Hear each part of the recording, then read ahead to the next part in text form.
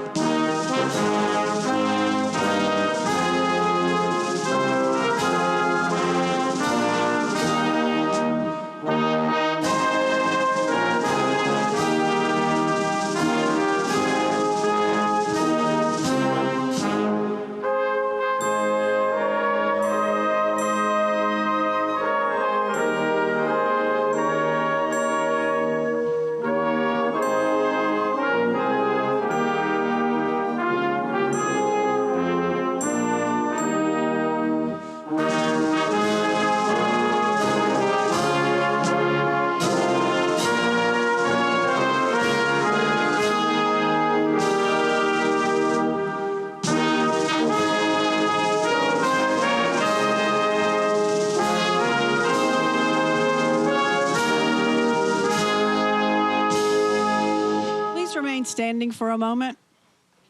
And please bow your heads. Father in heaven, thank you for this beautiful evening and the opportunity to come together to celebrate our South Texas, our Texas heritage. Thank you for everyone who's worked hard to make this evening possible, for those who are participating this evening, and for those who chose to spend their evening here in Oakville. Bless the food we are about to partake, the hands that prepared it, and those serving it. In Jesus' name, amen. Please be seated. And thank you to the VFW. What I would like to do next is recognize our sponsors. We are very appreciative of the sponsors who give us whatever they give us. Some give us money, some give us a venue, some give us volunteers, all kinds of things. And we could not do this event without our sponsors, and of course without all of you who are attending as well. But I just want to take a few minutes to recognize our sponsors. Tonight's meal, the chili and pan de campo, was sponsored by Lowe's Market. And please hold your applause till the end, because there's quite a number of them. L&F Distributors, the Beeville Warehouse, donated all of the beer for us this evening. Llano Estacado Winery out of Lubbock, again, has donated wine for us to enjoy. Clifford and Pauline Word have attended the Dobie Dichos since its inception in 2011, right here. And Mrs. Word's maiden name, by the way, is Dobie. And so this year, as they had the last few years, they are sponsoring the desserts and the coffee and hot chocolate in our social hour after the program. Sue Dobie, who is Mrs. Word's sister, is also a sponsor for us now. She, like her sister and brother-in-law, have been Laurel has been a loyal attendee at this function for a long time, since its inception. And last year, Miss Sue decided she wanted to sponsor as well. And so the pecan pie bites that you had with your meal, she sponsored those for us this evening. South Trust Bank is the official bank of Dobie Dichos, and several of the volunteers that you see here tonight are employees who have volunteered to give their time to come out and help us. In addition to a monetary donation, the water that you're enjoying this evening was also donated by South Trust Bank. And South Texas News is owned by Albert Reynolds with the main office in Beeville, and they have the Progress, which serves McMullen and Live Oak counties, but they also have 8 other area newspapers, and we appreciate their support over the years. You know you're sitting in a historic place, right? This jail building right here was the first jail. This was the first county seat of Live Oak County, and that was the original jail from 1858, something like that. And the gentleman and his wife who owned this are Albert and Maury Davila. And yeah, let's give them a big applause. Well, everybody actually. They allow us to have this event here. Albert serves on the board of directors with us. And they both pitch in to help. Their employees from Davila Electric from San Antonio have been here for a couple of days helping out, and we just really appreciate everything that they do for us. Hold on, I got to turn the page. The Texas Folklore Society, you might have noticed they have a tent there in the back. It's been in operation since 1909. It's the oldest state folklore organization continually functioning in the United States. Once again, they are sponsoring Dobie Dichos, and they have been since 2016. And if you know much about J. Frank Dobie at all, you know that he was the secretary editor of the Folklore Society for over 2 decades. He helped resurrect it after World War II, and he edited or co-edited 16 publications of the Texas Folklore Society during his tenure. And this is what J. Frank Dobie said about membership in the Texas Folklore Society. Quote, "This is the only organization that you can join and attend because you want to. You expect no professional advancements from it.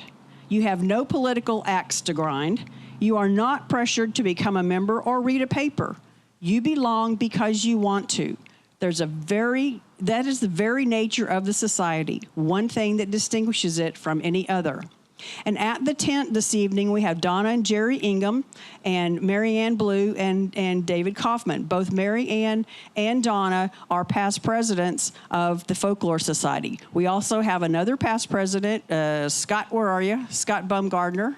Here he is, right here. He's another past president of the Texas Folklore Society. We've got a number of members who are here with us, and we encourage you during the social hour to drop by the tent, talk to them, visit with them, and see how really cool Texas Folklore Society is.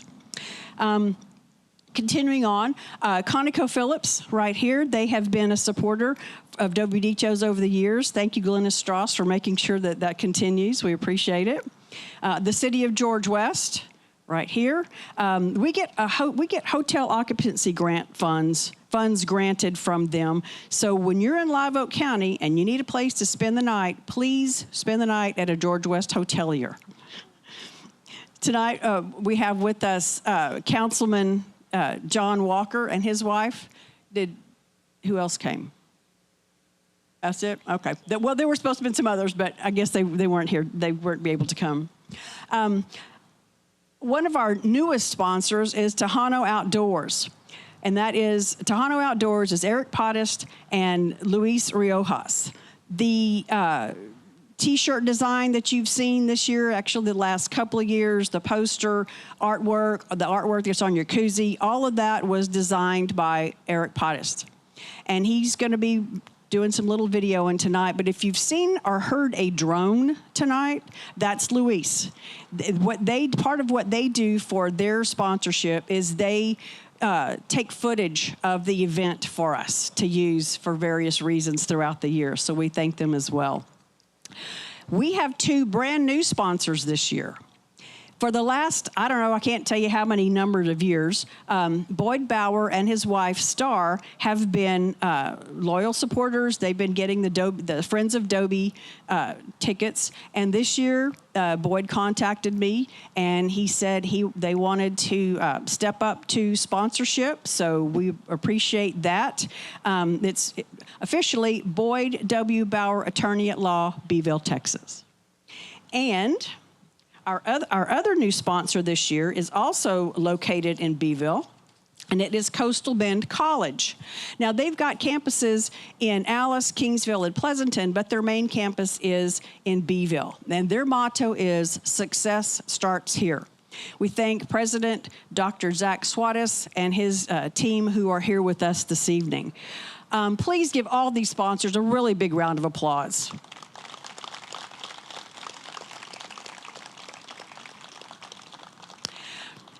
And if you've noticed, we have the books over here, the big, long table of books. Those come from the Twig bookstore, which is located in the Pearl District of San Antonio.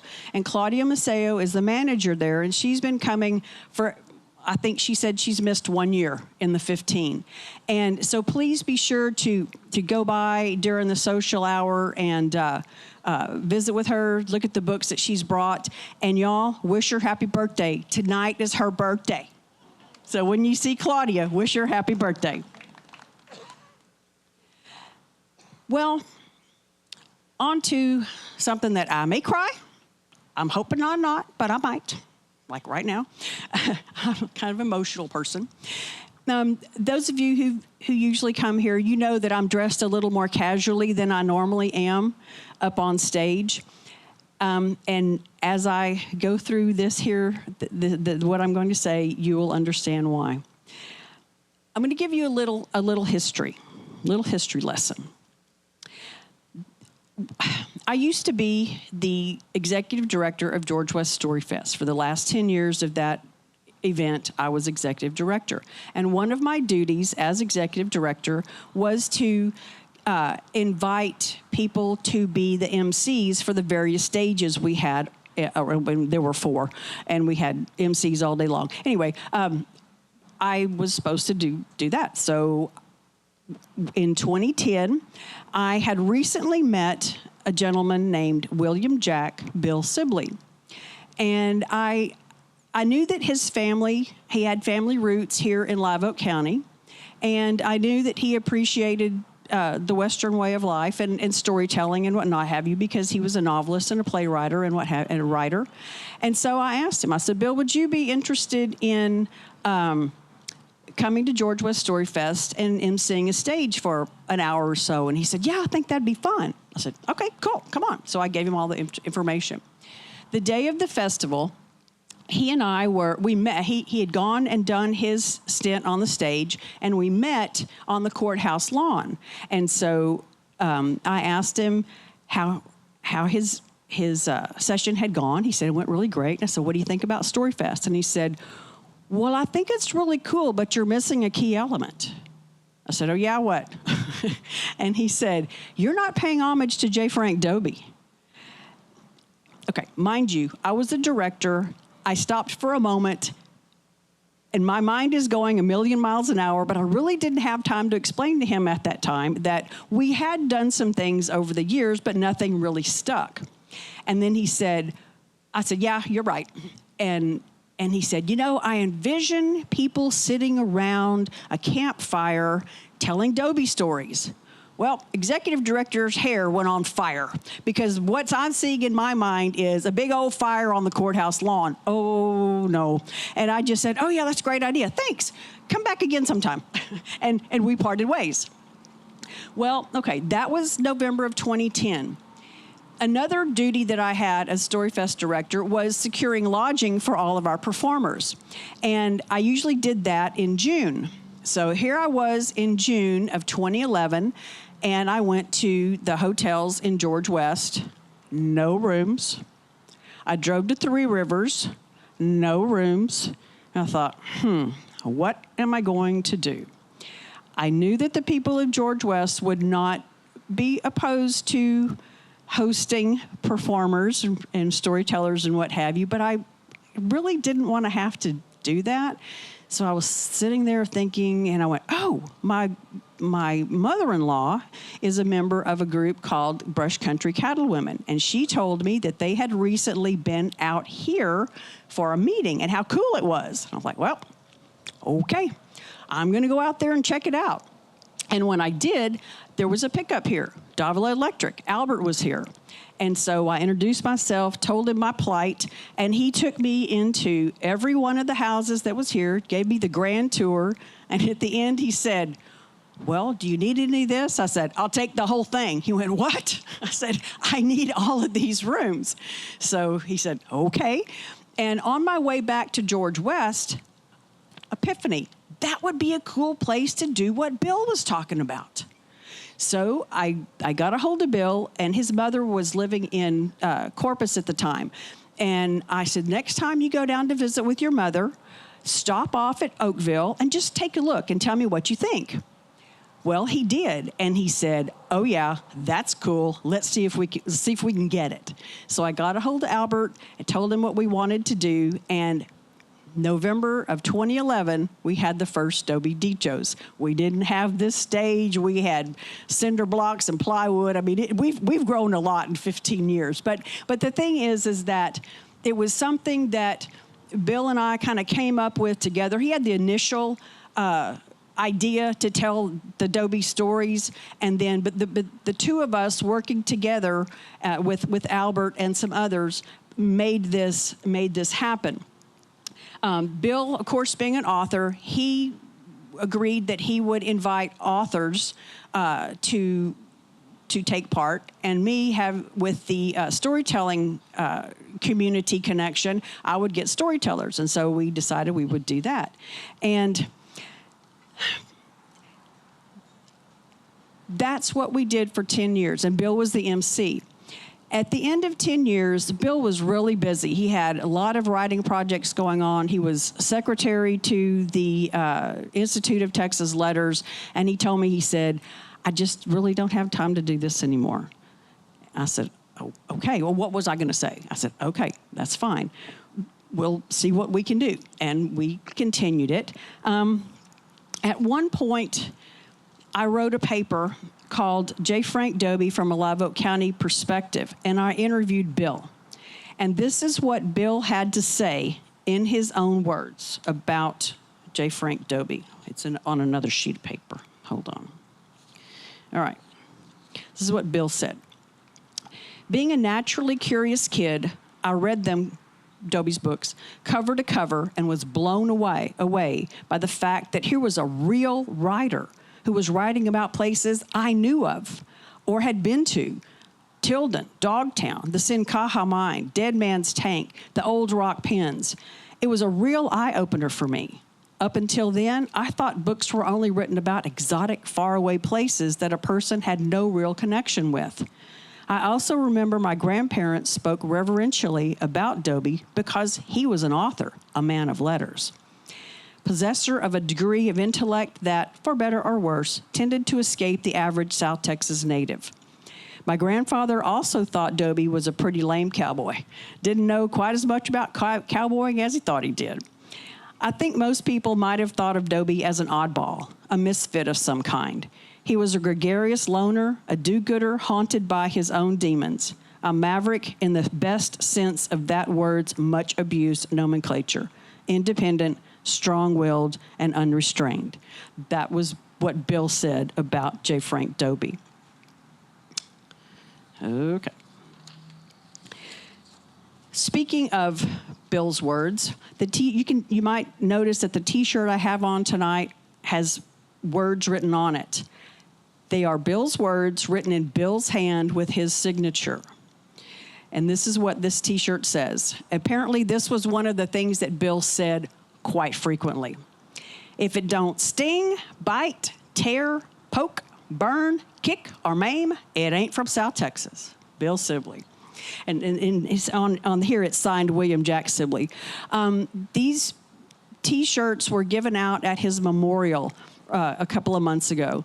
And the ones that were remaining were donated to us to sell tonight as a fundraiser to help with this, to help perpetuate this event. And there aren't very many, but there are some over there for sale if you're interested. So the last time I talked to Bill was at the San Antonio Book Festival. And his last words to me, here we go, were, keep Dobie Dichos going. So with all of that said, we dedicate this 15th annual Dobie Dichos to the memory of William Jack Bill Sibley.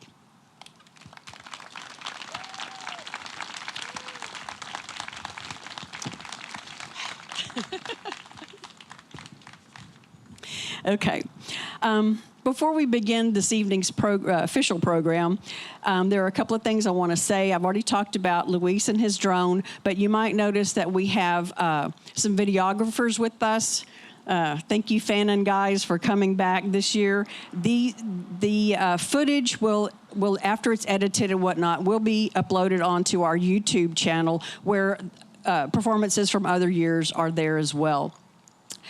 Also, you may have seen copies of the latest issue of Authentic Texas here or there around this evening. It contains an article on page 64 about Dobie Dichos in it. So the fine folks at Authentic Texas sent us a whole big old box to hand out to y'all tonight. So please, if you haven't gotten one, if you've seen one or seen one just lying around, take it. Enjoy. It's a great magazine, and the author of that magazine, that article, Mike Carlisle, is with us this evening. Well, co-author. Anyway, thank you, Mike and Inelda, for being here, and Mike for making sure that we got copies of the magazine to hand out. Okay, as I said earlier, we are here this evening to celebrate the contributions to storytelling, folklore, and literature of Live Oak County native son, J. Frank Dobie. He grew up on a ranch in the brush country, South Texas, in the southern part of this county, and the land stayed with him wherever he went. Reading or hearing Dobie's work, whether it's his autobiography or a book of collected tales, connects readers to the history and the heritage of South Texas and the Southwest. Rodney Nance, who actually was our Pan de Campo cook tonight, was on this. Yeah, how about that? Pretty good, huh? He was on the stage a few years ago as a local storyteller, and this is what Rodney said. They are our stories. They belong to us. And I think that it's not just us being Live Oak County residents. I think it's us being Texans. These stories belong to us. What do you think about that? Us? They're ours? Yeah. So tonight on stage, we have 6 individuals who have been influenced by or affected in one way or another by J. Frank Dobie. We know that Dobie's main objective, after he finally figured it out, was to collect and preserve the stories of Texas and the Southwest. But one of the ways that I look at it this way. He edited a lot of books, especially for the Folklore Society, and that was, to me, another way of his gathering of stories and preserving them.